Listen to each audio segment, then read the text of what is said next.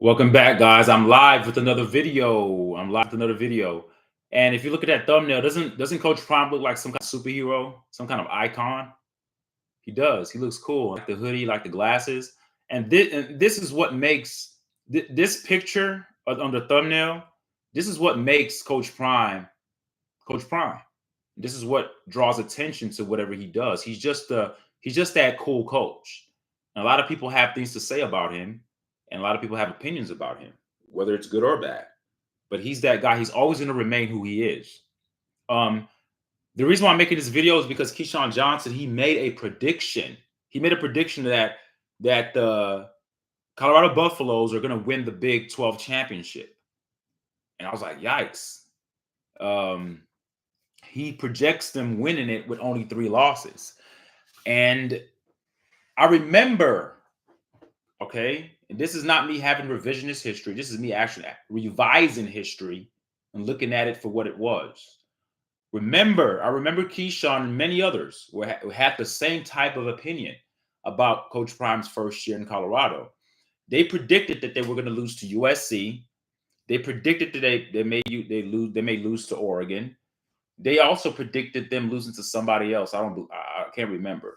But there were people out there projecting Coach Prime and the Colorado Buffaloes, his first year in Boulder. A lot of people were predicting him to win 8 or 9 games. So Keyshawn was one of them as well. I remember him on Undisputed. He talked about Coach Prime, his first year, winning 8 to 9 games. They only won 4, and they barely won 4. He barely won that last one. So I know that the hype is coming again, and we're becoming more hopeful. And I'm not here to hate. I'm here to just give my objectivity. Okay. I don't see them winning the Big 12 next year.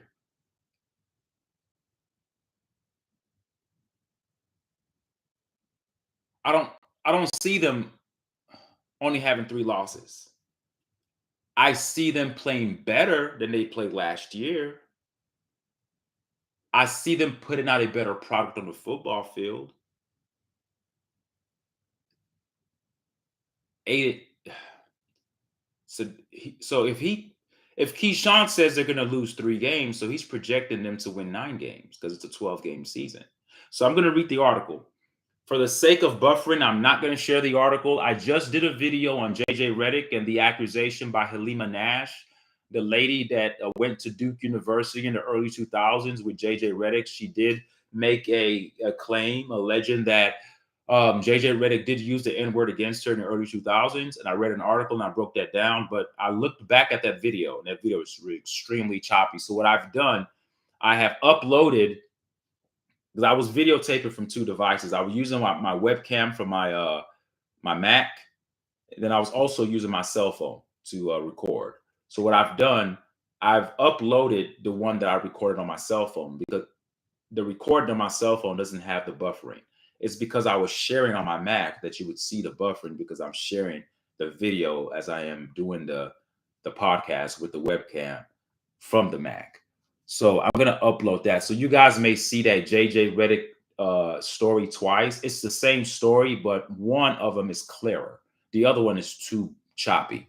And that's my apologies for that. I'm going to have to work on doing something different, or getting some different, probably have to go to this kinetic fiber that people are trying to sell to us lately. It seems like this cable Xfinity stuff is not working. In terms of me trying to create content and share things on my computer, it doesn't really work well because it glitches too much. Okay, so I'm not going to share for the sake of that. I'm going to read the article. I want you guys to stay with me. So this article was from Buff's Beat. It's from Buff's Beat, and it's written by Josh Tolle. It was written yesterday, June 20. It was published June 25th, which was yesterday. And the title says, Keyshawn Johnson predicts Colorado will be a 3-loss Big 12 champ, would be a 3-loss Big 12 champion in 2024. As I read this article, I don't see anything that's biased. I just stating what Keyshawn said. This article is not manipulative. It's not trying to use any kind of like emotional terms to draw you to think one way or another. It's just telling you what Keyshawn Johnson did. He made a prediction.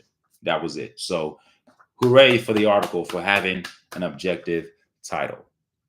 Okay, so I'm going to read the article. It says Deion Sanders is entering his second season as a head coach. Now remember, I'm viewing his second season as his first year. He's a redshirt first year coach. You said, what the hell are you talking about, redshirt first year coach? There's no such thing as a redshirt first year coach. There's redshirt players. How can you apply that to a coach? I can do whatever the hell I want because I'm an individual thinker and I think critically. I have my own brain. I factored in all the things that Coach Prime went through his first year, being new to the Power Five conference football, right? Leaving the HBCUs to join major college football, right? And I looked at all the new faces that he brought on for his first year. That was his first year. But then again, you have to look at the mass exodus. Look at all the change that occurred. Not just with players. We understand players come and go, but his whole coaching staff is revamped. So in context, looking at the information, I have to contextualize it. I'm not going to look at him like he's a normal second year coach. Yes, he's a second year coach on paper, but I'm still viewing him through the lens of a first year coach. So he's a redshirt first year coach because of all the changes. He's still learning this. Give him time. Yes, I know he talks a good game. I know he talks about the Louis luggage. I know he has the bravado. He has the personality. He has a swagger. I know he has all that. But let's not confuse all of that with coaching. Coaching is his own thing. His personality is its own thing. Both things are mutually exclusive. Okay. Now, what we try to do, we try to amalgamate the two and put them together and say, hey, he's a great personality. It means he's going to be a great coach. No, he's still learning this coaching thing. He's still a puppy. Not as a coach, but as a coaching in the Power Five conferences, as a Big 12 coach. He is new to this. And it's too much newness going on for me to just look at him, okay, this is the second year. Now, if his coaching staff remained intact, if the majority of his coaching staff remained intact and there wasn't some sort of mass exodus from the players who left and new players coming in, then I would be like, okay, this is his second year. Let's see what he does with the same coaches and relatively the same players.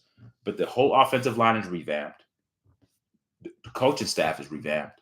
So to me, it's like he's going into his first year again.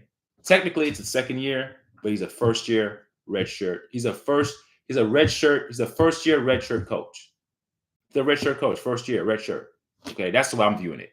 Okay, so the article says Deion Sanders has entered his second season as the head coach of the Colorado Buffaloes with renewed optimism and higher expectations.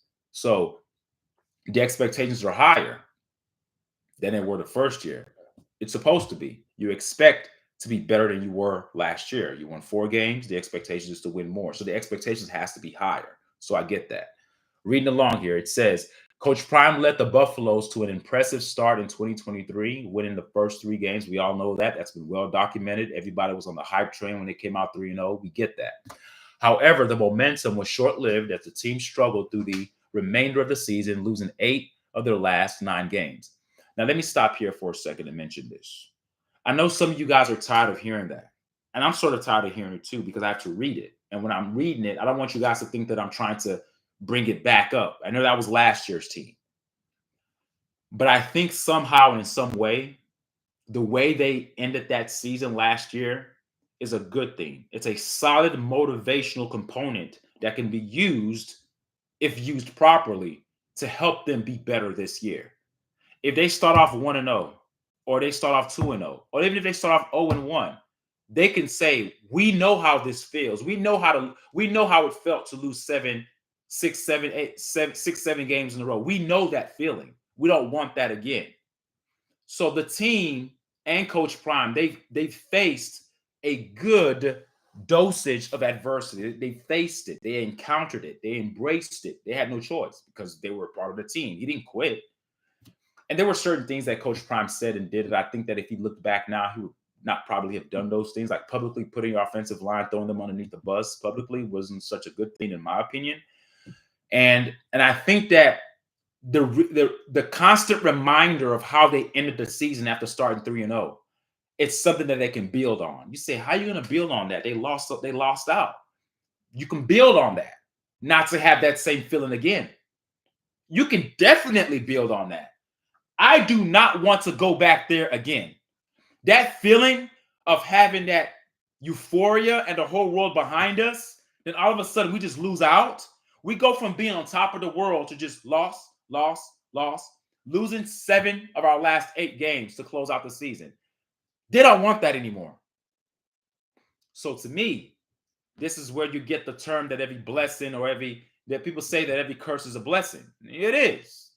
It depends on how you interpret it, how you use it, and how you can use that negative energy. All right, use that negative energy because it's negative. Losing is not positive; it's negative. How am I going to transform that negative energy and use it into something positive to motivate me to never go back to that negative state again? How am I going to transform? Okay, take this negative experience that we had. How am I going to use this to motivate me to never have that feeling again? And that's where the law of balancing comes into play. That's where the law of harmony comes into play. So I believe that the constant repetition of Colorado University, the Colorado football team, being reminded of how they started off so high and how they ended off so low, I think that the constant repetition of that is good for their psyche. You may not think so, but as an athlete, as a competitor, it works. It helps. What you don't want is to say, oh, that was last season. Let's forget about it. No, we don't want to forget about it. You want to be constantly reminded about it. You want to be constantly reminded and told how horrible you ended off your season. Because you don't want to start horrible. You want to start good. You want to end good. So to me, I think that the constant reminder of how they ended the season is a good thing. So don't let this deter you fans to feel like, man, I hope they don't end it the same way again. No, it's good to hear it. As they're working out, as they're practicing, they're being reminded of this. They're being reminded of this. Even Coach Prime, as he's coaching, putting up, the coaches putting together their game plans for the season, they're reminded of what happened last year.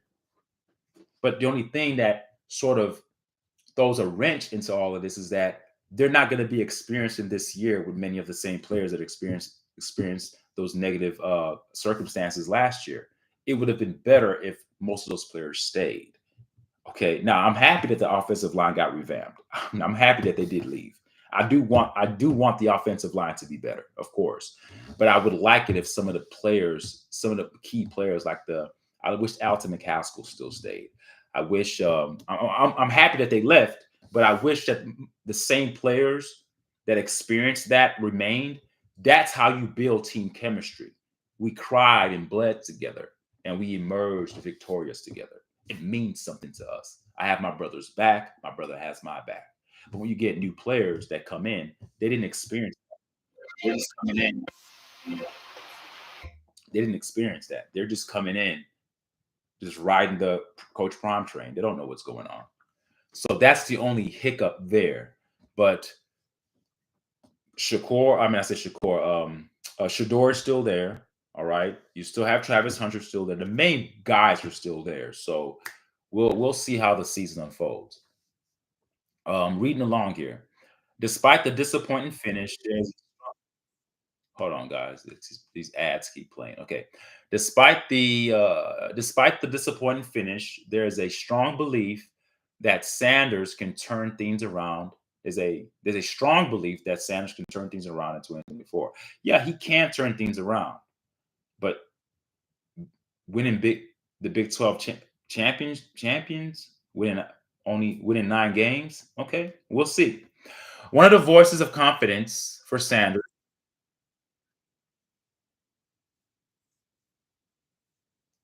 Okay. Sorry about that, guys. One of the voices of confidence for Sanders and the Buffs comes from Keyshawn Johnson, the former NFL star, threw his weight behind the Prime effect and predicted a significant improvement for the Buffaloes in the upcoming season. So he predicted that the Buffaloes are going to go 9-3. All right, for the with the team clinching the Big 12 title later this year. So let's look at it in context, right? We're not thinking that Prime is going to win 9 games coming to a school that only won 1 game. Because remember, his first year, he was taking over a team that only won 1 game. They were 1-11. Then from 1-11, he brought in his team. He brought in his coaching staff. They managed to win 3 more games than 1. So that's 4 games. They won 4 games. They lost 8 games. So is it a big stretch to think that Coach Prime can go from winning 4 games to winning 5 more? That is a big stretch because remember, if it let's be mathematical, let's play the law of averages here, right? He went from 1 game to 4 games. So he won 3 more. I see him winning 7 or 8 games versus 9. 9 is a stretch. If they go 7, listen to me here. If they go 7-5, that's a successful season. I'm serious. If they go 6-6, that's still a successful season, relatively speaking, because they improved from last year. What we cannot have is for Coach Prime to go into his redshirt first year coaching season and win less games. That would be totally unacceptable. Or win the same amount of games. That would be also totally unacceptable. He has to win more than 4 games. It cannot be 5. It has to be something that we can put our teeth into. It has to come in increments of 2, preferably 3. Like if he can win 3 more than 4, 7, that'll be good. If he wins 6, clap. If he wins 5, that's like, nah, come on, man. If he wins another 4 games, it's like, okay, this is not working here. Because as you're trying to establish a winning culture and establish and cultivate that type of environment that everyone is doing everything that's conducive to winning and everyone is focused and geared in on the main goal at hand, then the proof has to be in the pudding, meaning that the product on the football field has to materialize into wins, into success. Now, I don't look at the record totally. I always look at the record and how you play. The way Colorado played last year was horrible, especially toward the end. Defensively, offensively, they just didn't look good. They had the talent, but there were a lot of things that were just breaking down. Offensive line, the DBs weren't playing very well. The coaching, the play calling on offense, there were a litany of things that went on that made the situation much worse than what it was. Then, of course, it materialized in the win and loss record because they actually lost more than they won because the product was horrible. What I foresee happening here is that Colorado will be better, but will they be 9 wins better? So we're saying here that what Keyshawn Johnson is essentially saying is that from 4 games to winning 9 games, how many more games is that? For you math people, that's 5 more games, right? So he foresees Coach Prime winning 5 more games. Is it doable? Of course it's doable. Can Coach Prime do it? Can he? Of course he can. Will it happen? Unlikely. I'm being real. I'm really trying to stay in my logic brain here, not emotional. Because emotional, I would say they'll go 12 and they'll beat everybody. That's the fan in me. Will say, yeah, no, but I have to be realistic. I have to be realistic. A lot of the changes, new coaches, all right, new defensive coach, new DB coaches, new players coming in. Colorado having a target on their back. A lot of the games that they play, they are the Super Bowl to these teams. Like when teams get up to play Colorado, they're playing for their championship. Even though it technically is just another game, it's their championship because we get to smash Colorado. We get to put them to the ground.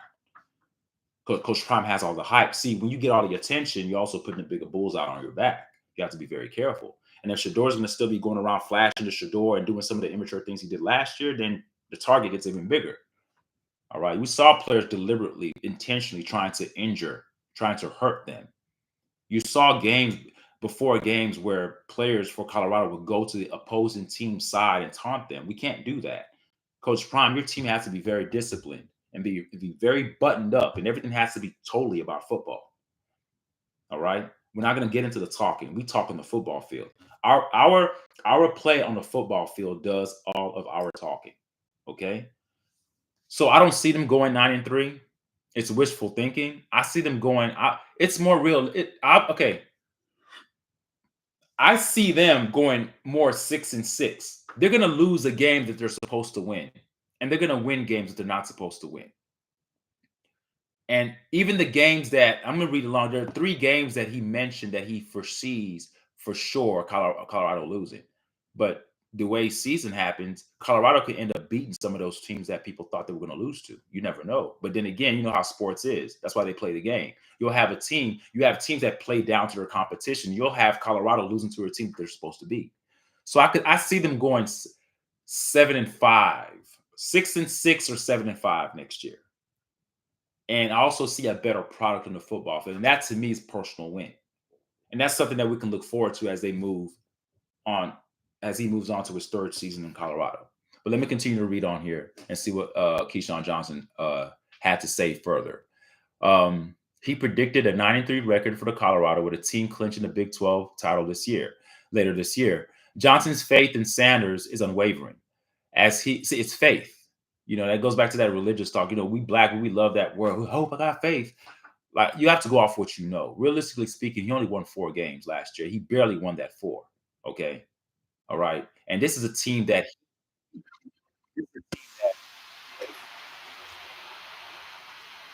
hold on, guys.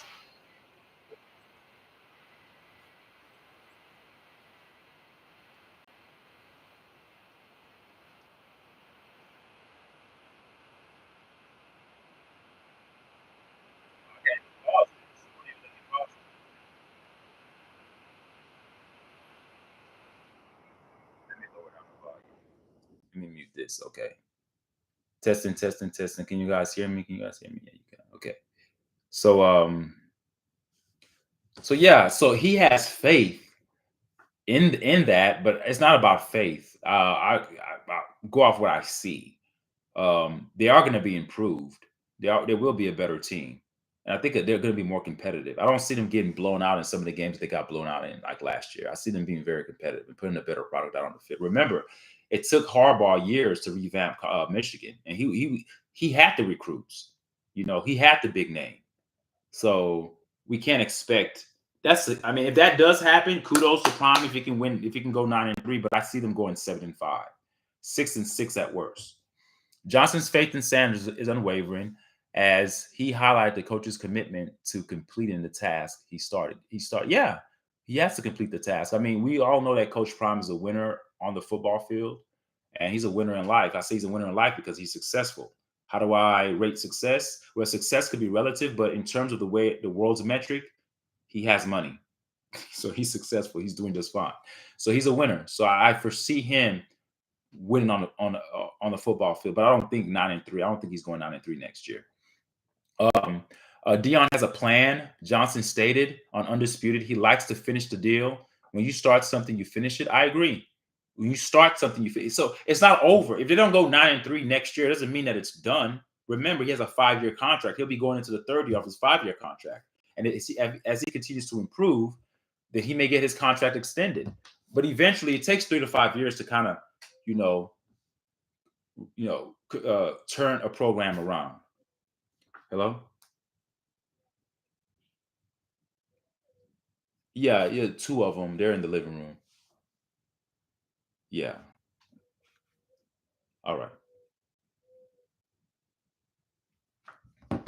So Johnson has Colorado losing to Nebraska, Utah, and Kansas. They may beat one of those teams. You never know.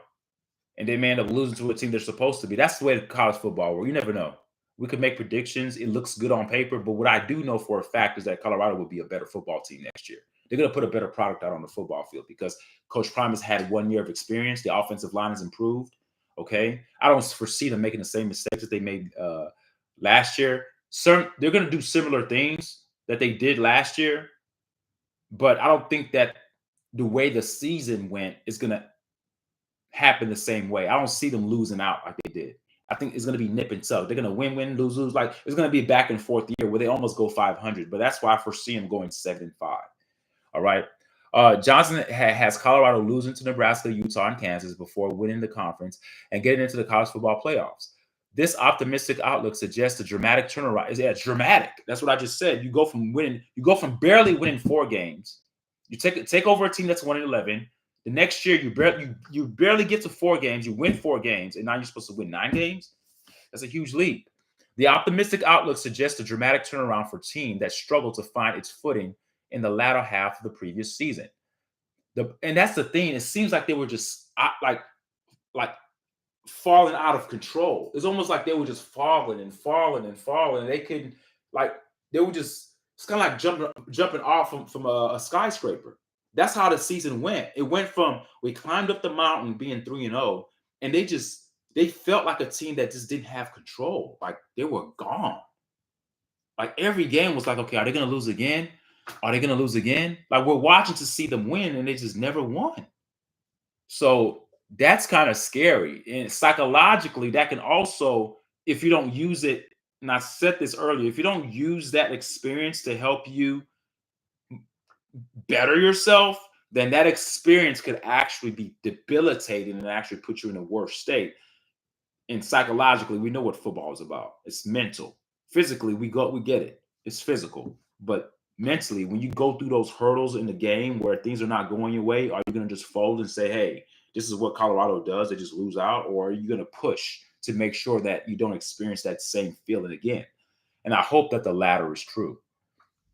The Buffaloes are set to kick off their 2024 campaign with a game against North Dakota State on Thursday. They should win that game, right? But hey, you never know. That's how they play the games, right? But I want them to look good against teams that they're supposed to be.